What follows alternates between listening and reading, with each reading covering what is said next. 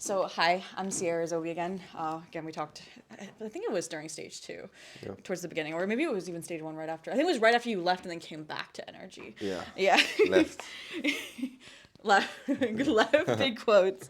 But yeah, I think the point of the interview, first off, congrats on the win, Thank you. is to talk about like what's been going on during the off season, framing it, and then preparing for the grand finals and how again the off season is affecting the outlook for the year. So we'll start hot in the water, just like about the Kiko like pickup and stuff. Yep. So the Plat chat appearance and discussion about Kiko obviously was in the roster announcement. Great clip, by the way. Yeah. So I was just curious, right? Like, when did Kiko enter the radar for NRG as a trial, as a pickup? Was it like around then, before then, after then, etc.? Yeah. He was always in the list. So we had a list of. It was 4.5 player. I wanted to say the fifth guy we were considering was so stressed, so it was an option for Aw. us. We were very like cautious and taking our time with trials and talking to people because I've made that mistake unfortunately many times before. You stress a move and you stress a decision and it doesn't end up the way you want it to do. So we really took our time and spoke to people and just tried to get a feel of people and just we tried to get as many trials as we could, but honestly for some reason we couldn't get trials with a lot of players, to be honest. Wow, So it world was champs. Just that they were too starstruck. yeah, it wasn't them. It was like it was other things. Yeah, I was gonna say, you don't have to. You don't have to. We couldn't get trials, unfortunately. So Okay.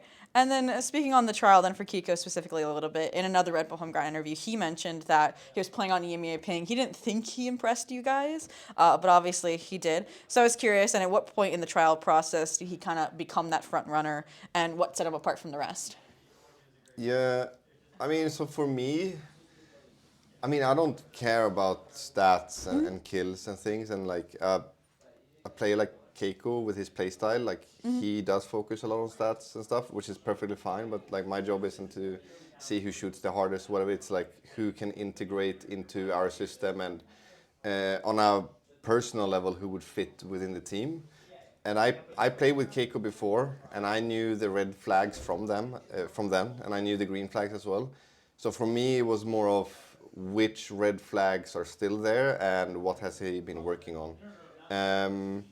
It was very fast when we trialed him. It was fast in days, but we were talking basically me and Strong, our assistant coach, we were talking for maybe 2-3 days straight only about Keiko and other options and like making pro con lists and all that stuff. So it went fast after trials per se, like maybe in his mind, but for us it was like a lot of conversation because we really liked what we saw, and I brought up the red flags before trial with everyone in the team, and he basically addressed all of them. He didn't fix all of them, but he addressed all of them, and I knew that with us and with the guys in the team, them teaching him a lot of stuff, I thought that he was going to be a great fit for us. Nice, and I'm glad you mentioned the team input there because I was curious, like if you had to give like a percentage of like okay, org's decision, coach's decision, players' decisions for picking up players, how do you think that kind of came together when selecting Kiko?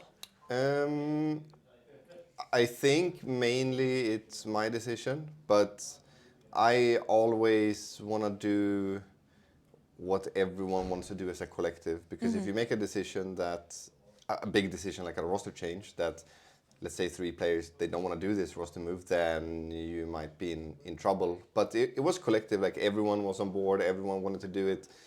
Not only the players and the coaches, but like the org as well. They were very, very keen on Keiko and they wanted to make the move happen. So it was simple.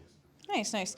And then I think one big topic of discussion with him coming in as well for Sam was that Sam was also very vocal and helped Ethan as he was developing as an IGL. And Kiko talked a little bit about how he's vocal on the server. Have you noticed its effect, like again, on the playstyle and the calling at all on the server now that you have a few reps here at Red Bull Home Ground? Yeah, I think the gap that Sam left, fuck you, Sam. The gap that Sam left, it got filled with Adam and Brock stepping up a lot Okay. communication-wise.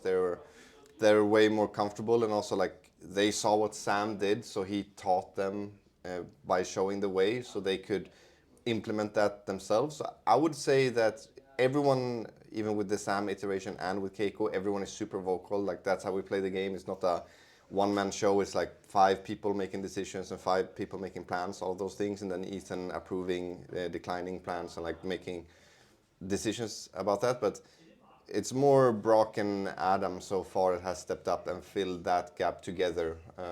I would say. Cool, cool. That's super cool to hear. Okay, and then now shifting on to kind of what we saw today a little bit. Obviously, a big meta shift post champs that you guys are now kind of filtering into. Well, obviously, we saw Harbor, for example, and we know he's going to get reworked, even though you're starting to work on him. So I was curious, like obviously the comps changed, but have you noticed any changes so far with how the team's playing the game or how they're calling around the new util cycles and such in an NRG kind of stylistic way? Yeah, I actually thought that the patch was gonna hit us harder Okay. in a negative way, to be honest.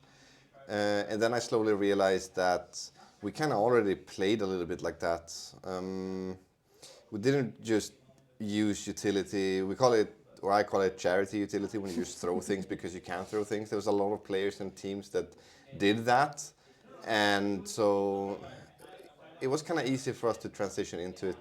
The hardest part was, implementing Keiko and just finding new comps, which we haven't yet. We're just like flowing, and we keep testing things even here at the tournament. So we'll see where we land, but it was good for us so far.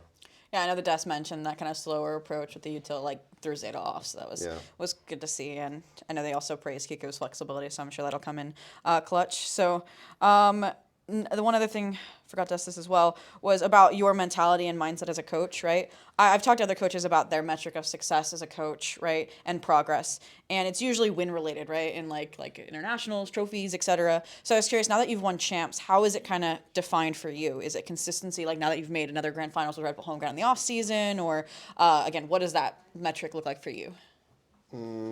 It doesn't, for me, it doesn't change at all. It's one of those, you win a big tournament, and the day after you're hungover, and then the day after that you just go back to working with whatever it is. I think I've always known that I have the caliber to be on a team that can win champs. It's been bumpy along the way, so for me it was just confirmation of what you are on the correct path, you're doing the correct things, and that's not just hearing it from other players or people around. It's like you actually have it now, black and white. You won not just a tournament, but you won champs as well, especially with the rough year that we had. So it was just confirmation for me to just keep going and doing my thing. Yeah, no one can refute that for sure. And then obviously in grand finals, either G2 or Zeta. G2 would be a rematch from grand finals of stage 2, Zeta from the upper finals here at Red Bull Home Ground. Who do you want to see versus who do you expect to see? Yeah, I mean, I want to play G2. I expect to play G2 as well. I think they're absolutely fantastic at Valorant. They're really, really good at what they're doing. So I want to play G2. I know that they're just here and flowing as well and just feeling things out. So it's just a good measurement of, and also it's a lot of fun playing the best. And in my opinion, I think G2 is the better team out of those two. Nice, nice. And what would it then mean, I guess, to the team and to you then? You talked about like gauging where you guys are at, but like to win and get that upset at the like end of this season, kind of beginning of the next season with this new iteration of the roster. Yeah, it would definitely be a confidence booster, and it would be, even if we don't win, I think Keiko feels a lot of confidence that he can just come to us and play his style, and he's allowed to do basically whatever he wants in the server.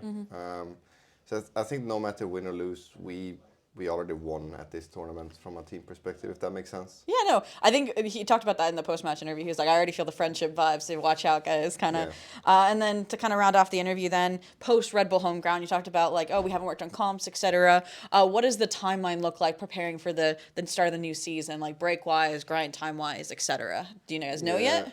Yeah, I mean, we've been very light scheduled since Paris. I said we can't take a full break because we need to feel out the patch and we need to like get our minds going and theory craft and all those things.